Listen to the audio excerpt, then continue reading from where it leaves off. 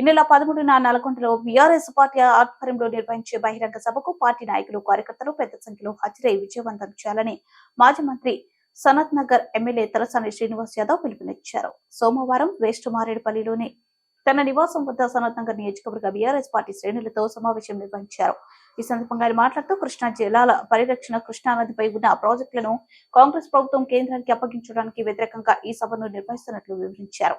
ప్రాజెక్టులను కేఆర్ఎంపీకి అప్పగిస్తే భవిష్యత్తులో తీవ్ర ఇబ్బందులు ఎదుర్కోవాల్సి వస్తుందన్నారు. ఈ సభకు బీఆర్ఎస్ పార్టీ అధ్యక్షులు కేసీఆర్ హాజరవుతారని చెప్పారు. 13వ తేదీ ఉదయం 9 గంటలకు మారేడుపల్లిలోని మున్సిపల్ గ్రౌండ్ ను చేరుకోవాలని, అక్కడి నుండి ర్యాలీగా నల్గొండ సభకు బయలుదేరనున్నట్లు చెప్పారు. పార్టీ నాయకులు, కార్యకర్తలు, అభిమానులు అధిక సంఖ్యలో తరలి రావాలని కోరారు.